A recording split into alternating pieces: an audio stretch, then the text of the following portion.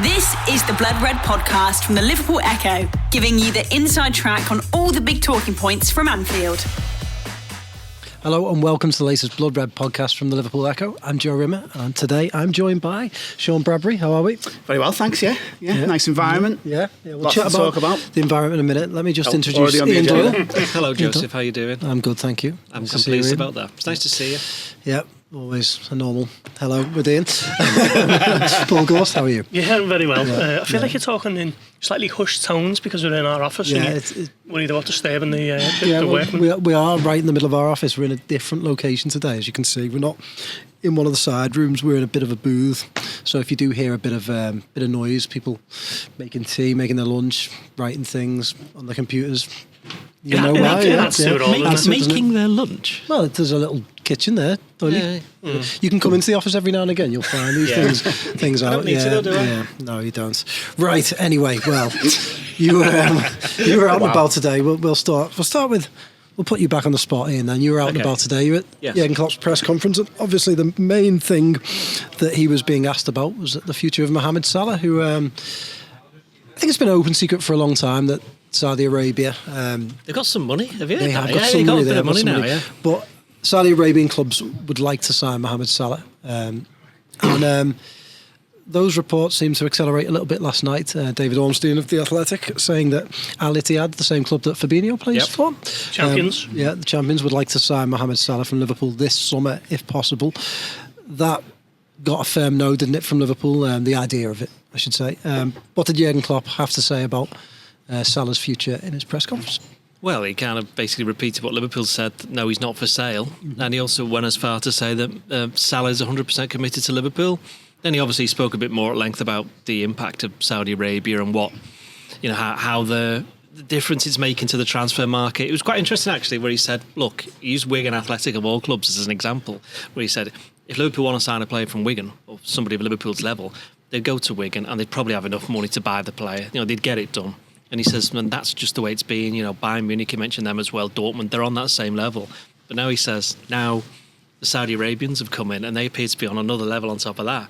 So the inference, without him actually saying it, is that Liverpool are now in danger, as we've seen already. Not just Liverpool, but Man City as well.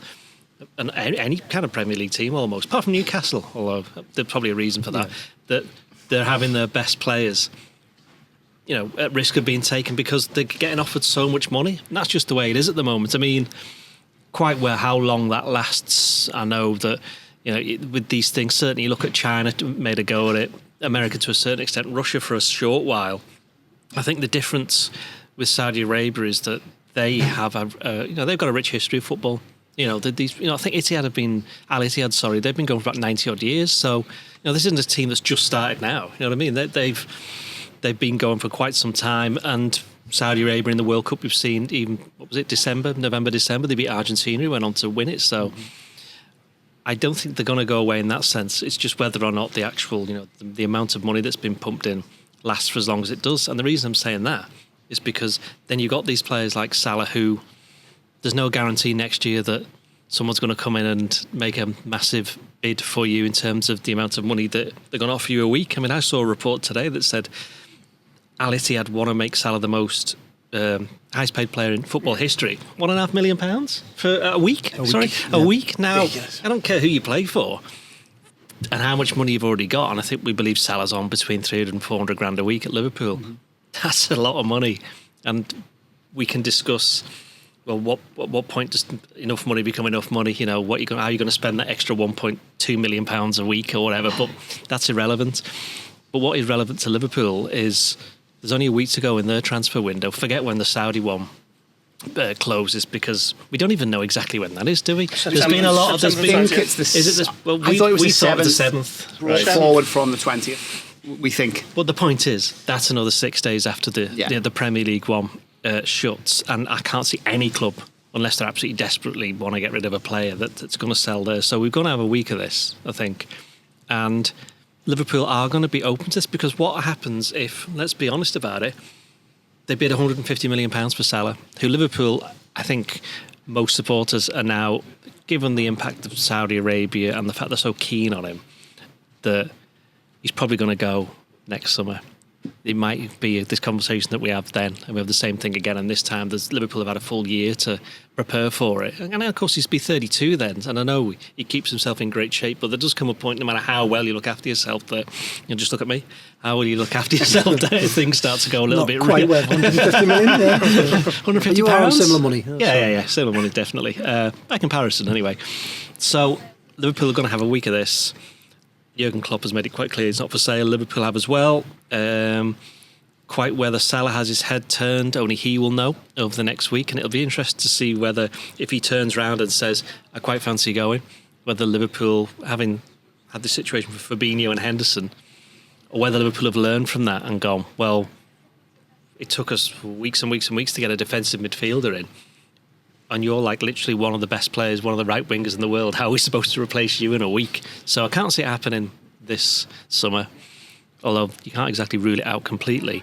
But this is just a story that's going to now run and run and run. It's going to be like this for the whole of the season. So it will just be interesting to see how it turns out, because I'm pretty sure that Salah will end up in Saudi Arabia at some point. It's probably just, my view is, it's probably just a matter of when rather than if. Yeah, I tend to agree. Gorsty, quite a lot to unpack, really.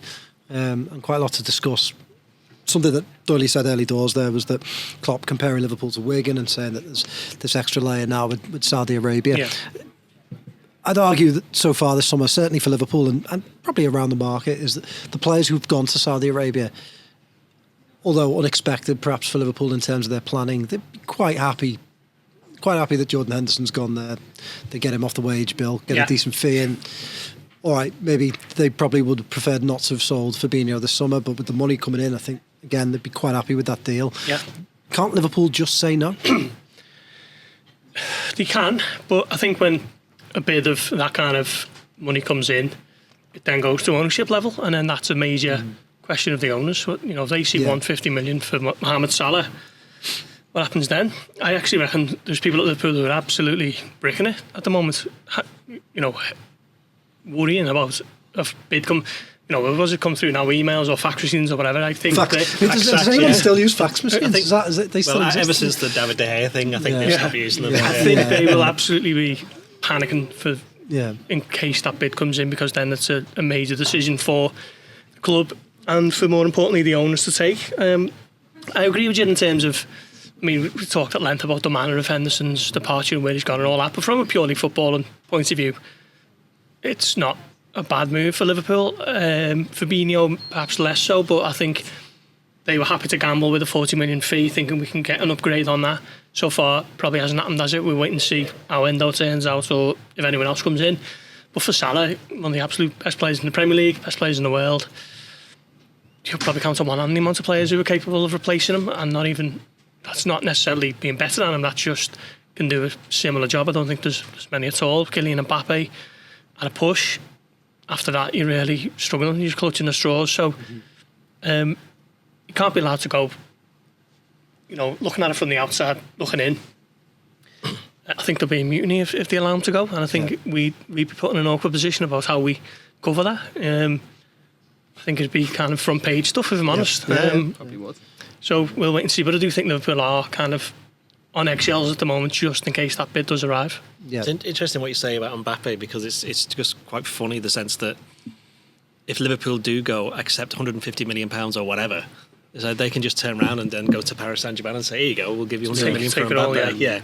And then they can sell him to Real Madrid at the end of the year for about 500 million. So everybody works out. Yeah, exactly. Yeah. Did you ask Jurgen what he thinks? He's here. I don't know why I didn't introduce him. Decent guest. Yeah, he's enjoying it. It looks like Vinny O'Connor's talking to him there by the look on his face. He played it down, didn't he? It's not happy with that joke. Right, Sean, if this bid had come in, or bid, they haven't actually bid yet, but if this interest had been there early in the summer, and let's say they did make a bid, do you think we'd be having a different conversation? Do you think that we'd be talking about perhaps selling a 31-year-old Salah, or do you think it would still have been a firm no all summer, this summer?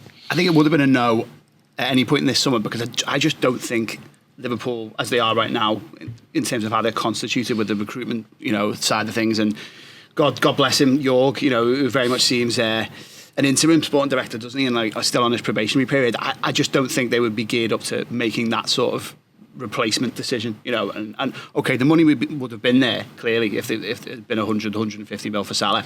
But I think as the lads have referenced, you look at the Fabinho and Henderson fallout, and Liverpool just haven't been able to deal with that in a kind of optimal way. I think all these Saudi deals have caught so many clubs on the hop, you know, and it's been massive for some, hasn't it? Like Chelsea, who've been able to kind of correct mistakes.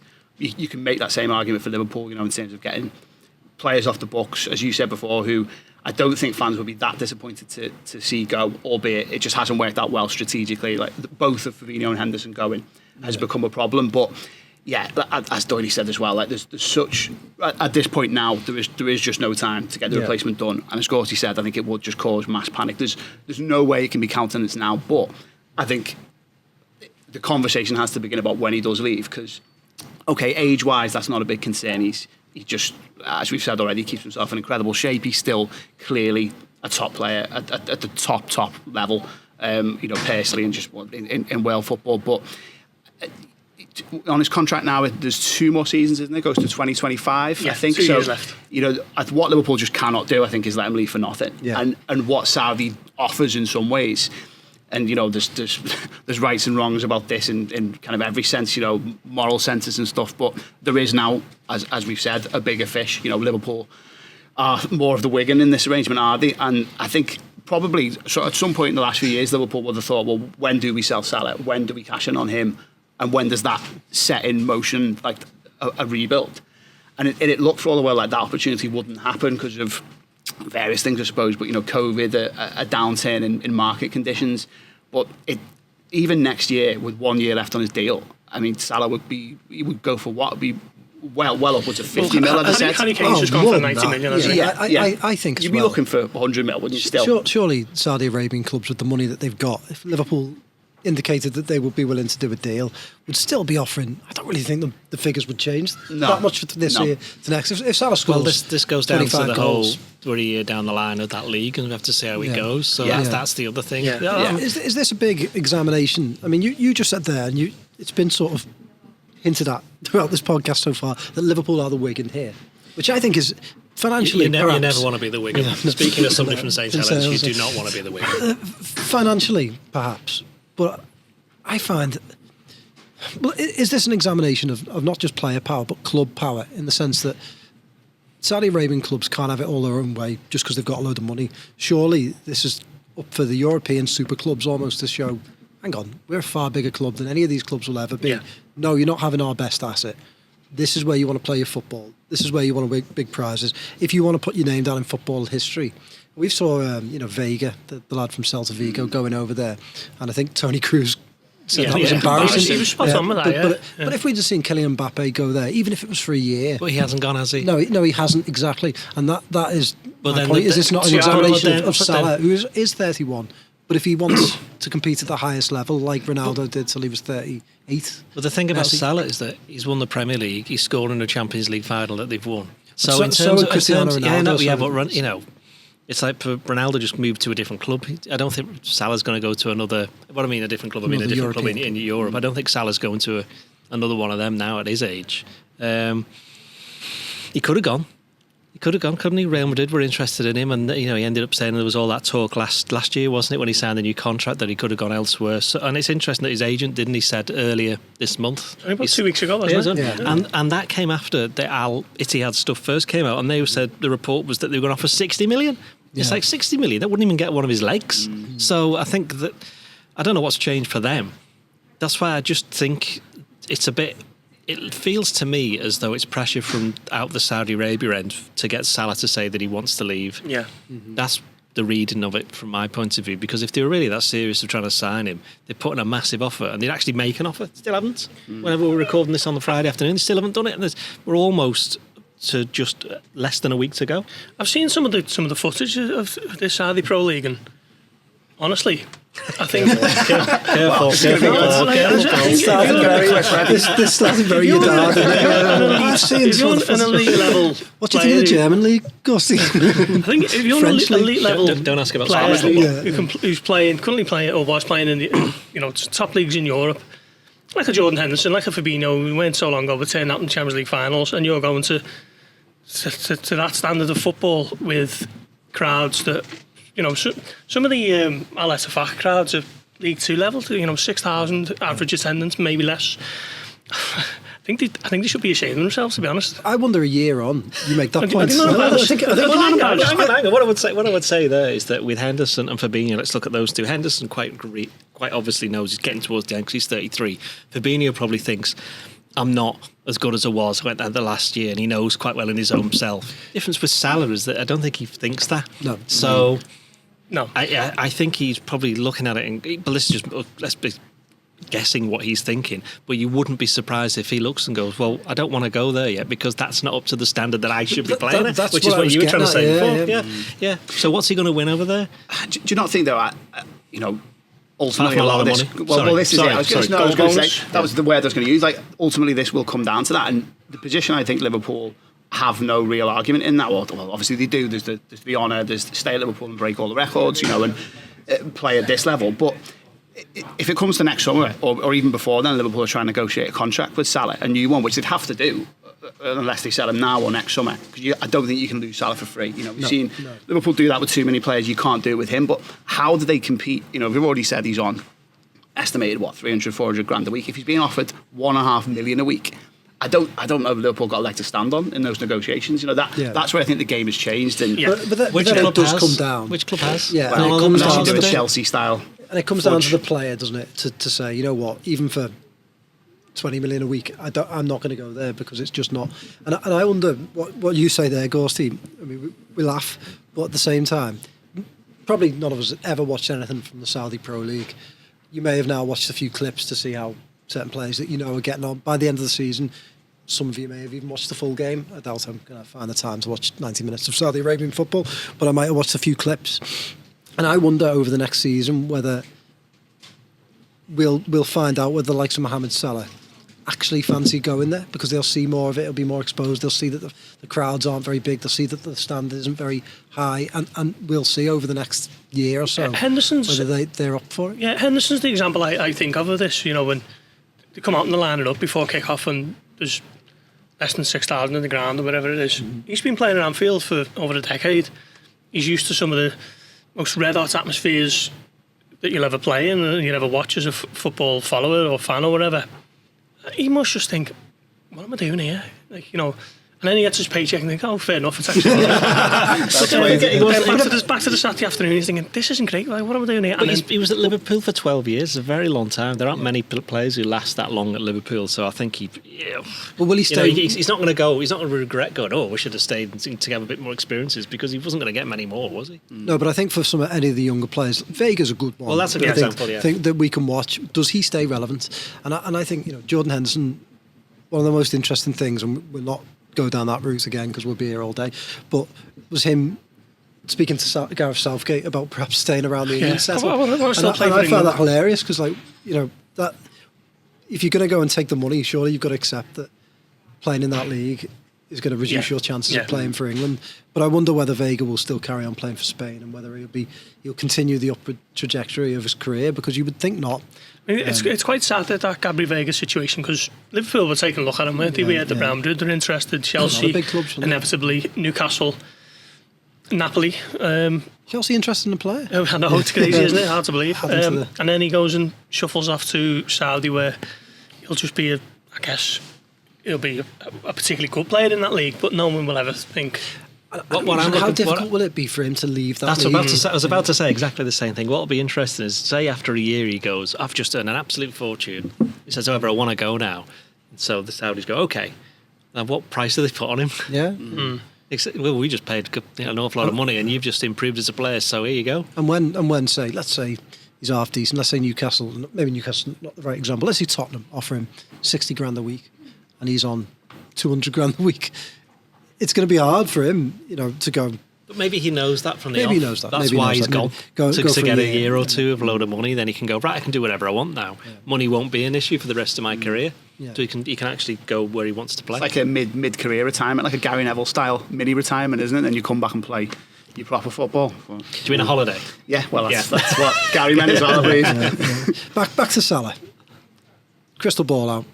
Year's time, sort of similar money offer. Are you thinking that next summer might be the right time for Liverpool to sell Salah?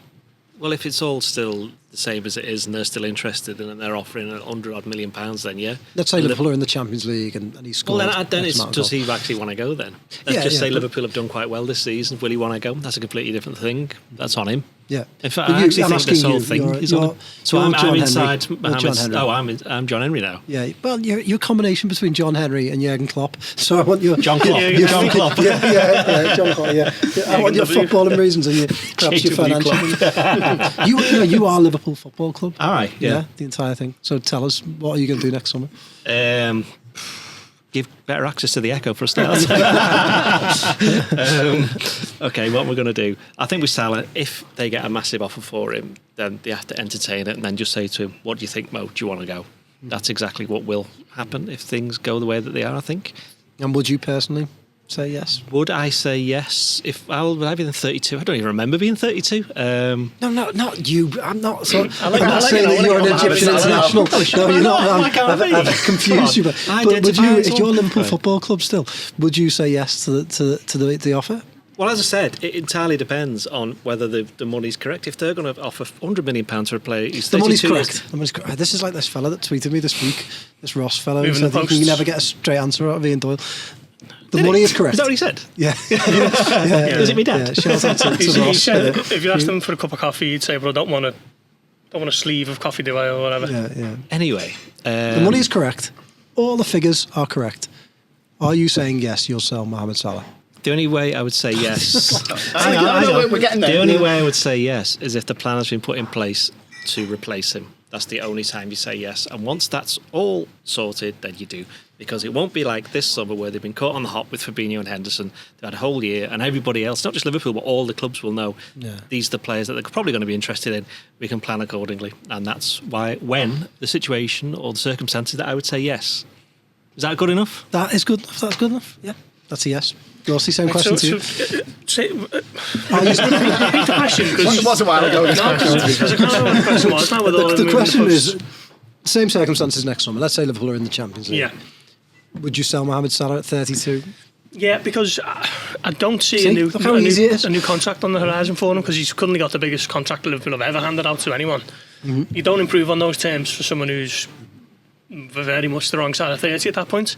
So I think there'll be a massive new strategy in the recruitment department this summer. Replacements for everyone, because now everyone's fair game, aren't they? They obviously clearly haven't had one for Fabinho or Henderson, and they wouldn't have had one for Salah. No, let's not go back into that. So I guess now that the thinking is, well, we need 2-3 players for every position now. So yeah. I've said this for a while now. I think this will be Salah's last 12 months for Liverpool anyway.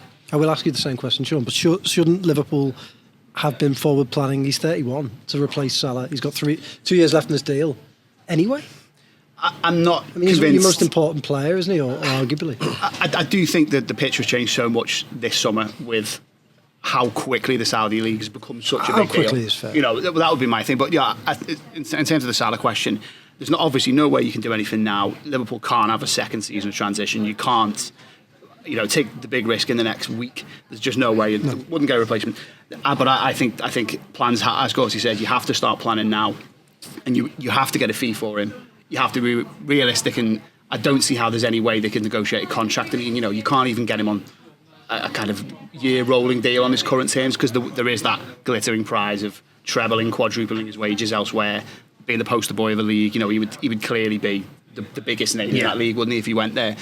So yeah, I think they have to start doing it now, and I think he's one of those players where, can you even get a direct replacement for someone like him who is so good? I can't see. I'm happy, obviously. If you said right now, do you want to swap those two players? I'd say yeah, but I don't think there's many players who do what Salah does on the right side of the pitch as an inverted winger, coming in onto his left foot. I think Liverpool have to start planning to replace him, but almost replace his output around the team, maybe think what happens on the right wing, and don't think of it as being the next Mohamed Salah. More, 2 or 3 players, and some of those will be existing guys who come in and do it. But yeah, you've got to get money from Mo, would be my thing. So what I would say, you mentioned then about should they have already been planning to replace him? Well, no, because it was only last year that they actually gave him a contract and extended the contract. So you can't start planning to replace a player you've just finally convinced to remain for 3 years. I appreciate that, but then you're down to 2 years. Liverpool would often tell people that they plan several windows ahead. Well, that is several windows ahead. 2 years from now is 4 transfer windows. Have there not already been stories linking Liverpool with Salah replacements before any of this happened? So that's my point. Are they planning? They should have been planning, and then they might have to go, you know what, we were planning in 2 years to buy X, Y or Z. We might have to bring that forward a year. And we might have to look at slightly different people because it looks like Salah might lose. But then the other team, that selling team, will then need to buy a player and so on and so forth. Yeah, it's only weeks ago. So. But like Sean's mentioned, even if they were planning for...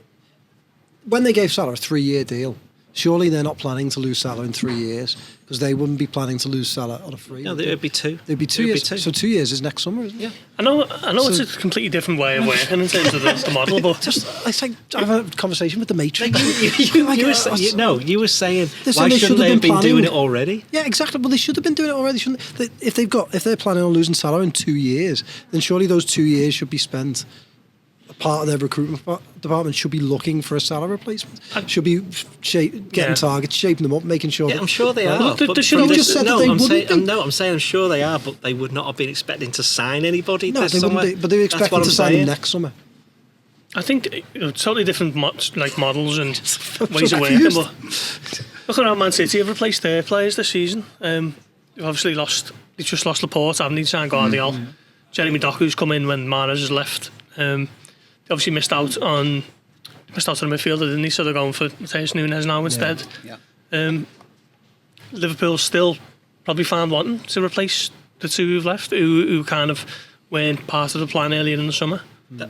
That comes down to the money then. Do you think Man City wanted to sell Mahrez? Pretty sure that they wouldn't have done. Pretty sure they wouldn't have done. But they just went and bought Jeremy Doku, didn't they? Yeah, well, that's it. And they've only just done that as well, haven't they? They've got the money for it, and then it comes back to that. Yeah, of course. But I think Liverpool aren't, and Corbally Gorst says this sometimes.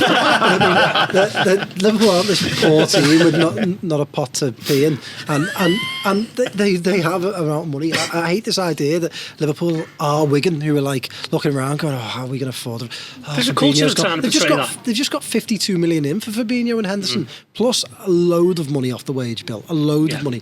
And there was a lot of talk of, well, our wage bill's high. Well, the wage bill can't be as high as it was because they're not going to be paying anything in bonuses for last season because it was terrible, and they're not going to be paying.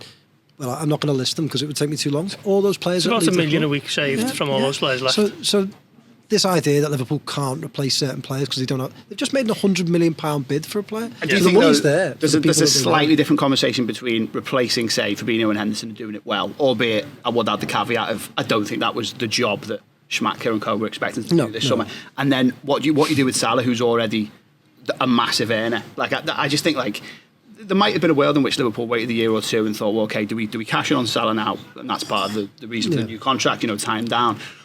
And then they probably had to look at him and think, is he physically still there at 32, 33, and made the decision then. But I think that decision now is so much harder because of the Saudi League and how much they'll be putting on the table as for Rami and Mo to walk in and go, well, look at that. Oh, I absolutely think the Saudi League has shaken things up this year. But I think the point still stands that they gave Mohamed Salah a 3-year contract last summer. They would have been planning 2 years down the line to either give him a new contract on probably vastly reduced terms or replace him. So in their head, they can still work to that plan next summer. And if they haven't got a plan to replace him, then we're seeing, like the midfield and possibly like the defence, that they don't have a good plan.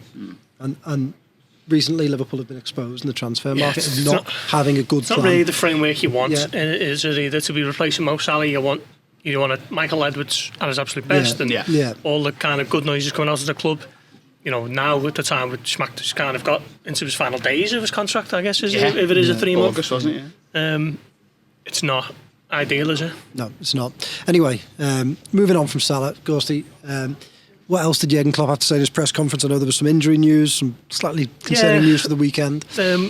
Already, Liverpool are counting the cost of injuries, aren't they? Ibrahima Konate is going to miss Newcastle on Sunday. Is he a doubt or is he definitely going to miss? Is he a doubt? Yeah. Okay. Already that's a concern. If he's a doubt, he's probably going to miss it as well. And I think it was James Pearce actually who asked him about potential defensive reinforcements. And I mean, I don't know about you, Doyle, but I was unsure as to what he meant with any of that answer. He kind of hinted that he was happy with his options, but that they were still looking, and I didn't really know what to take from the answer. So He mentioned Jarell Quansah, which was interesting. Quansah was there at the training ground, just kind of knocking about.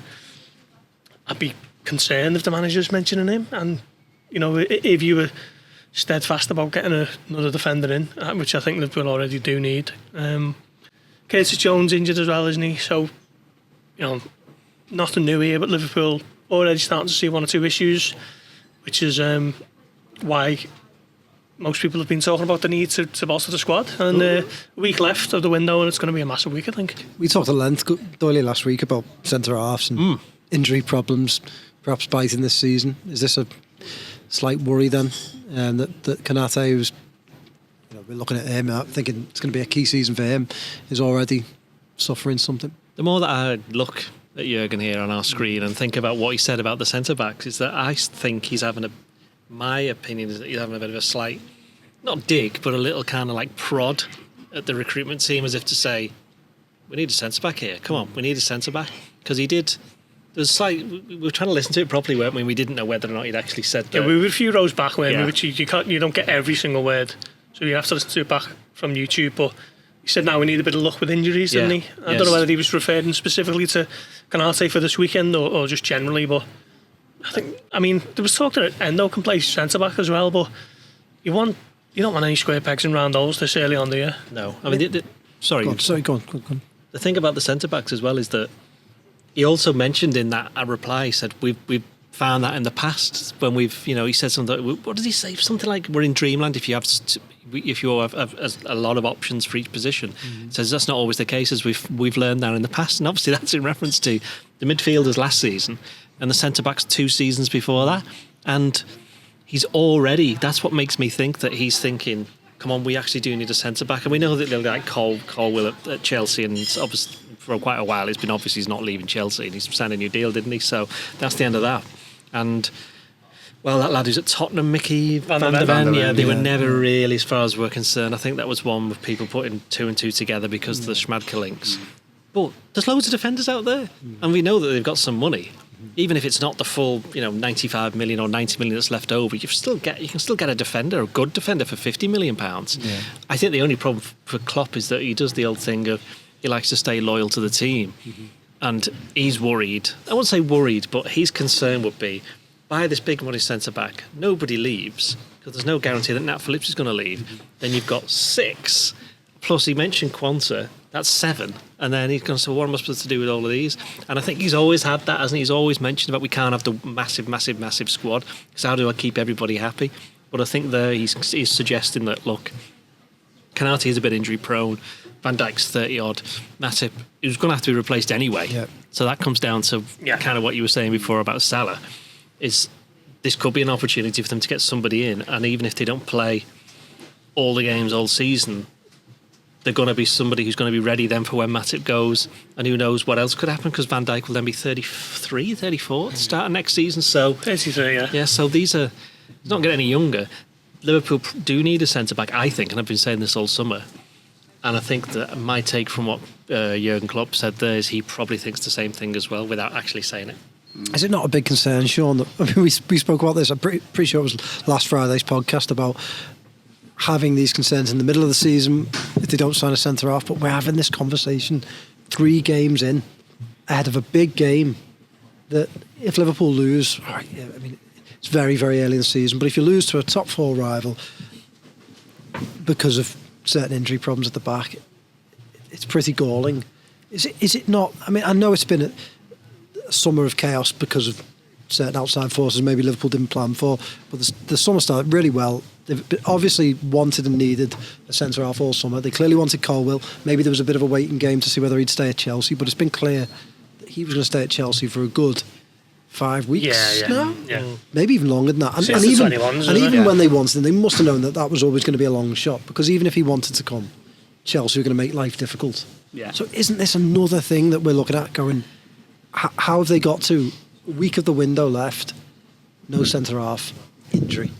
Massively, and I would argue as well with the centre-back situation, it's not the first time that this has happened, is it? The season where everyone dropped, obviously Van Dijk, and then I can't remember the order now. Was it Van Dijk, then Gomez, then Matip in terms of injuries? Yeah. And as soon as Gomez was injured, things should have been in motion for that January. And whilst this time, okay, the injury's now and it's late, I think the trigger for this really, okay, they have been looking, as we've said about Colwell and others, but the trigger should have been when regularly the team started playing free at the back. Because, the Klopp said it himself today in the press conference.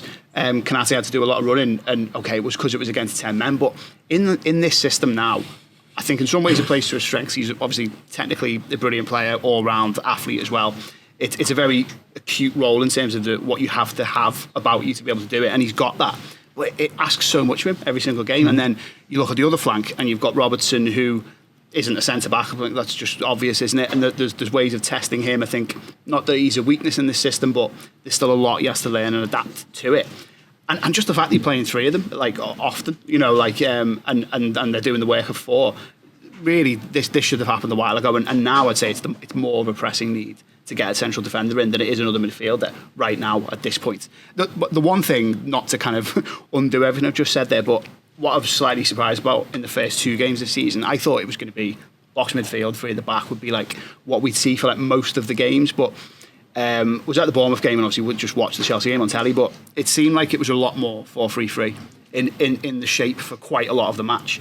And obviously, again, there's the caveat of McAllister going off and them having to go 4-4-1 effectively against Bournemouth for the last half hour. But I think if you're only then saying there's two centre-backs and Trent at right back and Robertson or Tsimikas is at left back, it's not quite as bad.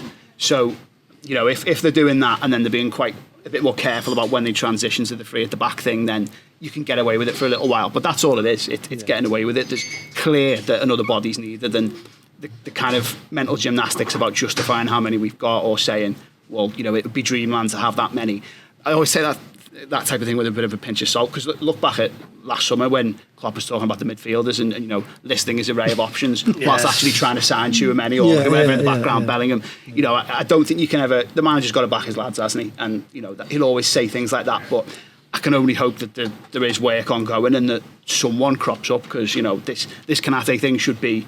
The trigger should have happened a while ago, but this should be like the glaring red light that they need to do one. Just in the immediate future, Gorsty, do you think that you have to lose the box formation and that this weekend, because Konate seems to be such a key part of that in the way that he plays and his domination of that side? I think I mentioned it on the most recent pod we did, and Doyle spoke to him last year, didn't you, as part of a kind of sit down with him, and he said this new formation's a bit different. I'm having to do loads of work and I can't do it all the time, and he is overworked, isn't he, on that right side, and I think a lot of that is down to Klopp asking Trent to play two positions. You can't really expect him to do absolutely everything, can you? But I agree with Sean there. I think Liverpool absolutely have to bring in another centre back. I mean, you can't start throwing Kwanzaa in as a potential option. He was on loan at Bristol City in January. He was playing on the 21s football last season. A good prospect, but if he plays, his next game for Liverpool is his senior debut. So should be a League Cup game, shouldn't it? Yeah. Liverpool, much work to do in the final week of the window, which is something they've not really been used to for the last 5 years. I think they've got enough forwards, they've got enough goalkeepers. As far as I'm concerned, you can get by with the midfield even with the injuries, because there's still. It was on the if it was at McAllister. You don't really want Gakpo playing there, but the point is you got McAllister, Szoboszlai, Endo, then you got Jones, Thiago, and Elliott and Basetic. There's 7. Even if 4 of them are injured, you can still get by in a game. So, you can't just keep on buying players forever. Although, as we saw last year, there can be a chance that almost everybody gets injured or loses form.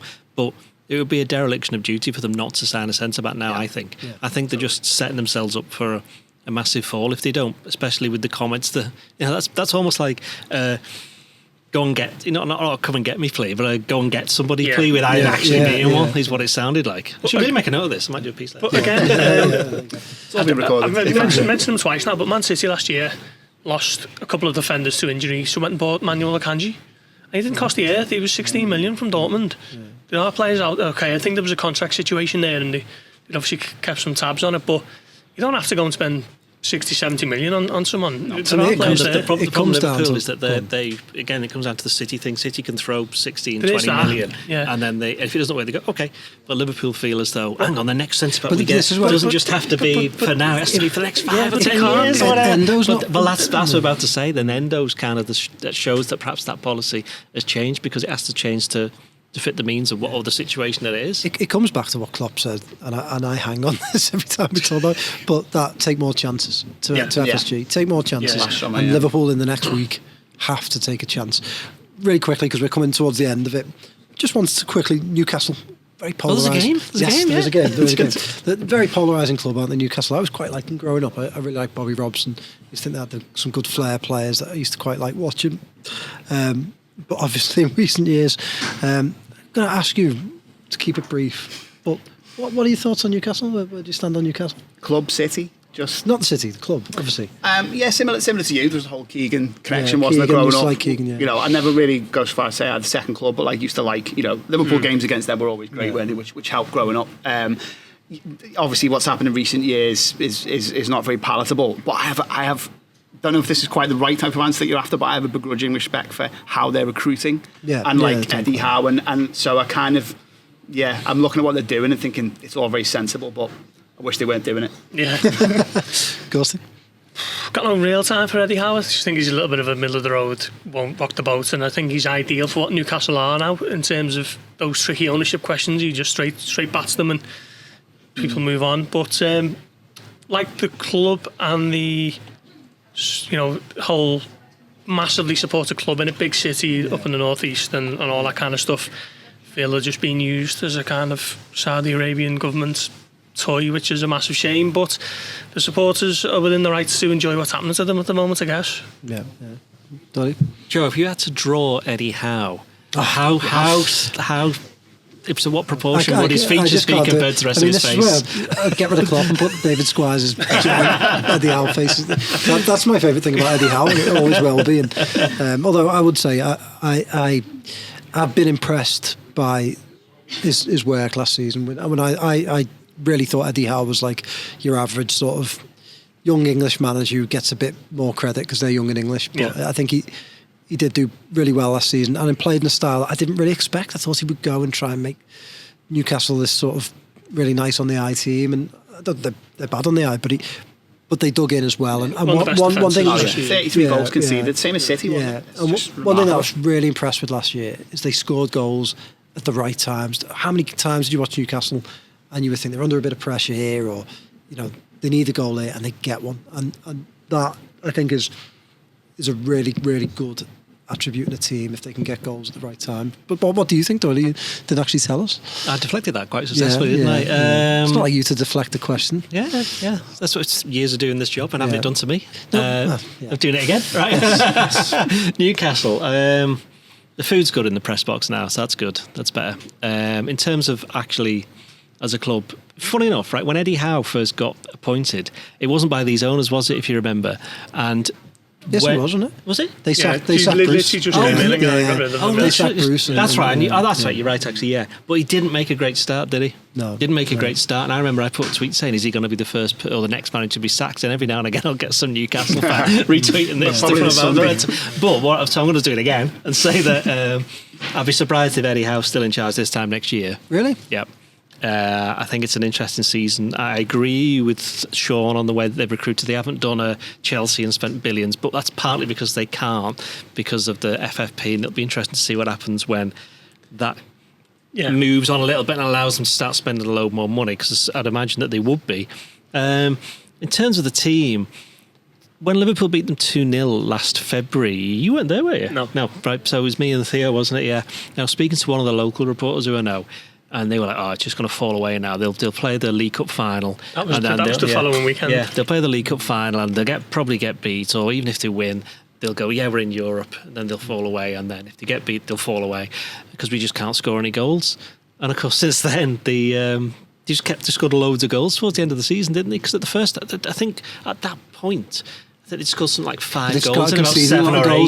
It's flipped over, hasn't it? So in that sense, I was surprised by the way that they held on, to be honest. So I was quite impressed with that. But I do think that they are a level below the others at the moment. I think Liverpool are still the team. They're the target for Liverpool still. Yeah.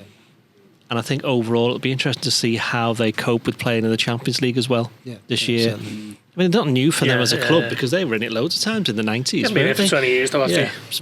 But it's for, and I think it's new for the team, isn't it? Talking about the fans, I think they had to put up with a lot with Mike Ashley, so you can't really begrudge them too much of celebrating the way things are going at the moment. But although I'm quite glad that they've toned down the whole Saudi thing, which they did have at the start, I think they've kind of realised that probably wasn't the way to go. But again, as Gorsty said, they are just like the plaything for them. It'll be interesting to see how that develops further down the line if they don't start winning stuff pretty soonish, because that's what makes me think that Eddie Howe might be in trouble if they don't. It wouldn't surprise me, for example, if Newcastle finished 6th and didn't get to any cup final this year, and then you go, well, hang on, what are we going to do now? And it's not a bad season. Exactly. I was going to say because last season, like you look at some of the players who are in their starting 11, and you think, are these Champions League players? But they're going to be. So.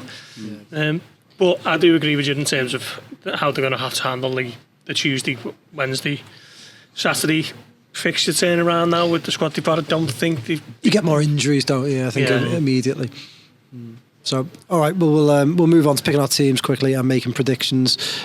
Sean, start with you. Alisson Becker in goal. Pick your back four if Konate's not fit. Well, going back to what I said before, I think it will be more of a 4, and it'll be Trent, Robertson, obviously Van Dijk. The final call I think is really hard because you go with Gomez, Matip hasn't played so far, has he? Last couple of games, whereas Gomez has come on off the bench at least and had a little bit of a run out. His pace and as a more direct replacement for Konate, it's probably him. But I think just because of there's so many units in the Newcastle team, isn't there? Like Burn, Isak's massive, someone else, Botman's massive. I would say Matip gets it just in terms of aerial presence. Yeah. So be them. Yeah, I got to say Matip over Gomez. I don't think either of them had great seasons last season, but needs must, I guess, if Konate's out. Totally. Well, I initially thought Matip, but the more I'm thinking about it, the more I think Gomez. Flip the other way. Yeah, because I think they are quite quick. Matip had a few iffy games early on in the summer. He's better after that.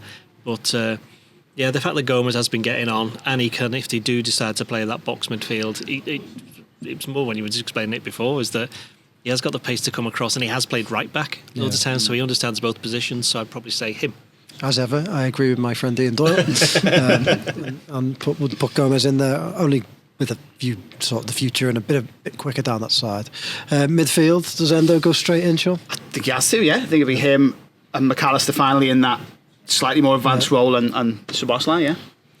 Yeah, I don't think there's too many arguments to be made. Every one of the other midfielders have got issues, haven't they? But Bajcetic and Thiago haven't played since March and April, respectively. Jones is still struggling with that ankle injury. Elliott, possibly, but I'd be managed to go with the same one as Sean. I think it has to be the new 3. I think what will be interesting is that Szoboszlai will now be on the left rather than the right, which is where he's been for the first 2 games. Because McAllister will be on the right. That's right, isn't it? It's correct, yeah. Szoboszlai has been on the left during the summer. And I think Harvey Elliott is probably about as close as you can get to being in the team without being in the team. Yeah, he's done well. Because I think his 2 cameos that he's had from the bench, I think he's been really good. Yeah. And he was really good in he did the same thing at Southampton last season. Came on and was really good. And he's done really well when he's played during the summer, so he can't do much more. But I think we'll see a load of him this season, just not quite yet. Yeah. Okay. Forward line, Sean. Any changes in there? This is the one where I would put Gakpo down the middle, up top, which means probably Jota, which feels very unfortunate given I think he's had a weird couple of games where he's had spells in them both where he's been amazing, and he has had end product. But I wouldn't start him. It would be Diaz, Gakpo, Salah. Agreed, Sean. Great front 3. Gorsty. Yeah, I think so. Jota's a strange one, isn't he? Sometimes you watch him and he goes, not having a great game, and then he gets a little assist or he gets a goal or whatever. And that's a huge asset to have. I think he's Liverpool's best player inside the penalty area. But I just think Gakpo, for his security and possession, his ability to carry it over distances, with Salah on the right and Diaz on the left. So nobody dropping Salah? No, not for this one, no. Not sending out that message. I played Gakpo as well. Purely because, 2 reasons. One, he keeps the ball a lot better, and I agree with what you said about Jota. It's very hard to rate. He comes up with the end products, but if he's not doing that, then sometimes he looks as though he hasn't played football before. But what he is a massive pest. Don't know whether you remember Paul Dickoff for City. In the old days, he used to be like everyone who used to play annoying, and I'd imagine Jota to be quite annoying to play against. Yeah. So I think that he'd be quite good to bring on in the second half if it offers Liverpool something a little bit different. And of course, they're still down with Núñez, who we could do an entire podcast just talking about him. But I think he's just against somebody like Elliott who's just got to bide his time because he'll get loads of chances to play, and when he gets them, I think he showed in the summer that he's probably going to score a few more goals than he did last year. Yeah, that's the thing about Jota, and I always feel like I drop Jota, but he's great off the bench, and I don't think any of the other players make the same impact off the bench. So I'm always happy to have Jota in reserve, because you think if they need a goal late on, or even if they're leading, you wouldn't be surprised if he comes on and nicks one. Yeah. But I do think, at Chelsea, there's been a lot of talk this season about Liverpool not using the ball well. I think he's a big part of that. I think he's awful with his back to goal, and just he works back, sometimes wins it back, and then gives it away so quickly. And Liverpool have got to stop the ball coming back at them. Predictions wise, then, Sean. Really difficult. I think it'll be very tight. Liverpool did the double over them last season, didn't they? But obviously the Anfield goal was very late. It's a bit boring saying this, but I'm going to say 1-1. I just think it's it's one of those where neither team will want to lose this. It feels like Yeah, I'm going to go 2-2. I think it'll be an entertaining game. I just can't see Liverpool coming away with the 3 points. I can't see Liverpool winning either. I wouldn't be surprised if it was 2-1 to Newcastle, but not like you, Nathan. I wouldn't be surprised. No, I said 3-1 against Bournemouth. I got it right last week. Yeah, so did I. We matched up again. We agreed. Exactly. We're always agreeing on everything, Yeah. It's one for Joe. But probably 1-1, isn't it? It's going to be 1-1. I'm going to go with Gorst Ian, like 2-2. I think there are goals in this, but I think it's going to be a tough one. But plenty of goals and a pretty good game. I think if they can shut the crowd down early doors, that would be massive. So we will be back on Monday, Bank Holiday Monday, to talk about the Newcastle results. Hopefully some transfers and the final few days of the transfer window. Thanks for listening. See you then. It's all right.